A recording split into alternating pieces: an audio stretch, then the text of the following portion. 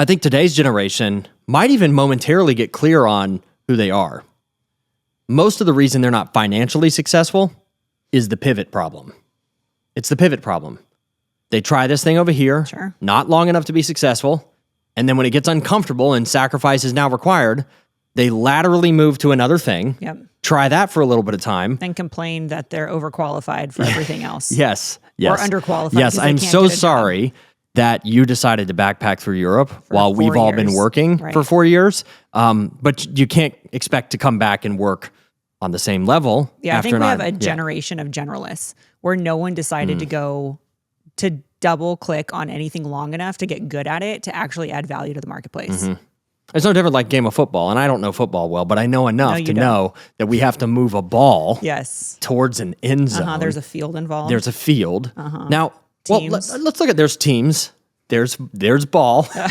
There's end zone. You're doing great, sweetie. Doing great. Honestly. I hate sports. Yeah, I hate sports. I don't like it. People ask me. We live in Dallas, and people are like, "How are the Mavs doing? And how are them Cowboys?" And I'm like, I ain't got anything. Right. The only time I took Brian to a Mavs game one time, and he spent more time hopping from snack bar to snack bar. I know. I spent than more actually knowing what was going on. I think we left after the first quarter. I spent more on snacks than we spent on tickets. Yeah. I'm pretty sure. 100%. 100%. And then it was the end. Were we even in the? Is it half?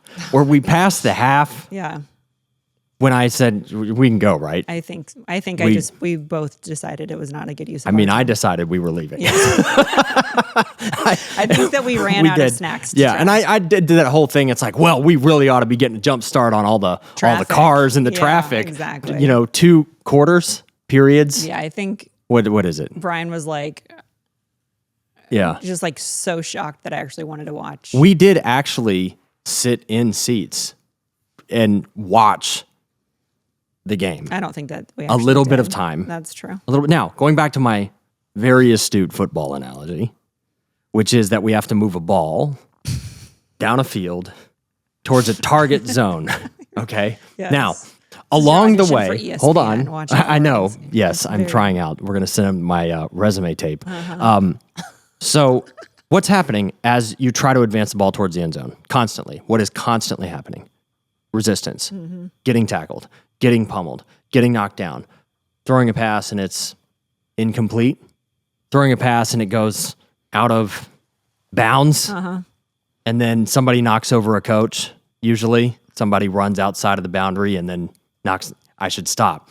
The point is that most people today are just throwing the football left and right. Yeah, they're not playing catch. They're playing catch. Yeah. And every time something gets uncomfortable, they throw it lateral. Every time something gets uncomfortable again, they throw it lateral. They're not actually going down the field. Like a drinking game, how many times people say, I'm just going to pivot. Oh, no, it's the responsible sounding excuse. Or I would say it's the responsible sounding give up. Yeah, that's true. Yeah, I mean, you are getting to a place of delusion. Now why do people do that? Why do they say, I think I need to pivot? Nobody wants to hear themselves say or say to another person, I think I'm going to give up. I failed. I think I'm going to give up. I clearly can't make this work. No I statements there. It's like, I think I need to pivot. Yeah. And you're like, okay. Well, pivot is external, failure is internal. Yeah, well, sometimes failure is external too. And sometimes you're so delusional that people all around you can see it. And it's a failure to be honest with yourself. And so when you look at somebody who might have remote clarity on their purpose, but not making any forward progress, is they're usually suffering from the pivot problem. And every time something gets uncomfortable or requires sacrifice, they pivot to another thing. Oh man, you know what I noticed? This looks like a better opportunity for me. Hence, I'm actually giving up on this thing I said I was going to do. So hold on. So you're saying if someone says, I'm pivoting, they're delusional? Pretty close. More often than not. Now, I do think one of my favorite quotes from Jeff Bezos is, hold tight to the vision, loose to the path. Right. Now, I do think there are times in business where one needs to operationally pivot to still achieve the same objective. The pivot problem typically is not an operational pivot where it's like, okay, this strategy that I'm currently working on to achieve this one goal isn't working. I need to change strategy, but what's not changing? The target. Most people that are pivoting, they're not pivoting on strategy to achieve a singular target. They keep pivoting the target. Right, exactly. That's the mistake. And that's where the pivot problem actually comes in. Well, the pivot problem is really because they don't know their purpose. Like the ultimate, if they really knew their purpose, would they still pivot? It depends on their level of conviction. Because you can know why you're here, if you want to use the dictionary term. Or, as we would tell you, you can know the best of what you have to offer. But if your level of conviction, or if I could use the word confidence, is really low, you're not going to take action. Conviction is what creates action. And conviction is, I'll crawl over broken glass to achieve the thing. Right. That's conviction. So when people know their purpose and they're not taking action, it's because they lack conviction.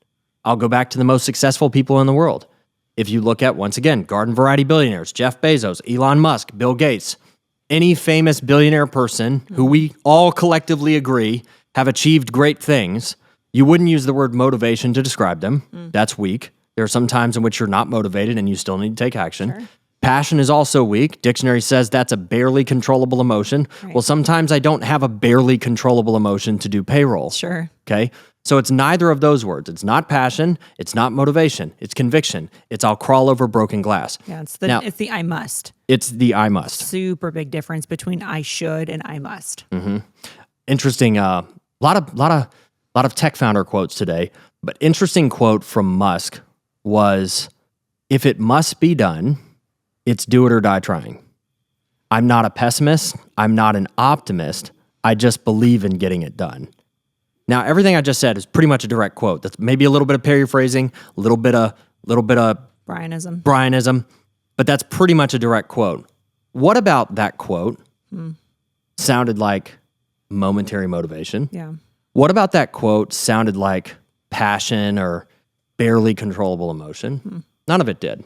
None of it did. He's saying, I'm neither negatively emotioned or Right. positively emotioned. I just believe in getting it done. Yeah. That's Because it. I think so many times we have an opinion about what needs to happen versus a duty to just get the shit done. It's like, I don't feel like it, or where are my emotions, or this, it shouldn't be this hard, or it shouldn't take this long. We're putting external expectations of how we think something should be instead of just saying it needs to get done. It must get done. It will get done. The default position is it's going to suck. Sure.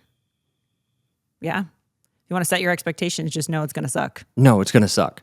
It's 100% going to suck. The pursuit is going to suck at some point. In fact, 95% of the time, the pursuit is going to suck.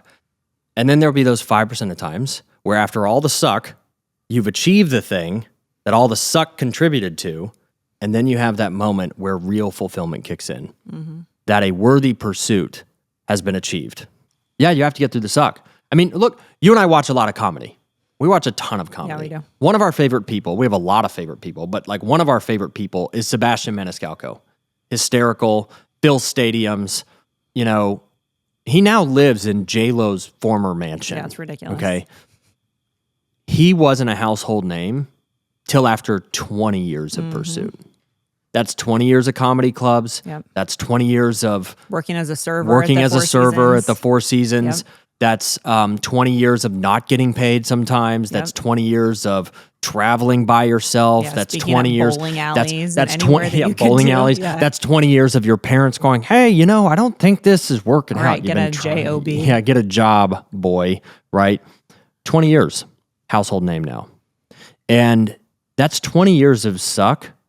And now he gets to live and relish in the spotlight of Success. the success. Yeah. And it's not to say, I'm not saying it's going to suck and you should be depressed about that, but you should realize whatever path you choose will be hard. Right. I heard Tom Bilyeu put it this way. He said, you have a choice between two outcomes you want to pursue. And if they're both represented by like two red buttons in Right. front of you, you must smash one and not even graze the other. Yeah. Not even graze the other. That means you have to eliminate the pivot problem.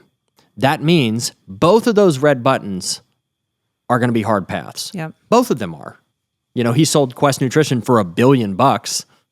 Every bit of that was probably hard. Yeah. He talks about how they wanted to, their big target was, we want to end metabolic disease by making food that tastes good, but that it wasn't bad for you. When they tried to find food production facilities to make that food, they couldn't find it. Why? Because they all relied on the viscosity or thickness of high fructose corn syrup, which means Quest Nutrition not only had to conceptualize a great product, they actually had to rebuild entire manufacturing lines to create the product that would be targeted with ending metabolic disease by making food that was good for you, but that also tasted good. Yep. That probably sucked. Yep. Who wants to sit down in a warehouse with some engineer and look at all of these different manufacturing lines for food, as opposed to doing the fun part? Because everybody wants to do the fun part, which is, this is what should be in the cookie that tastes good, that isn't bad for you. Yeah, the dreaming. The dreaming part. Yes.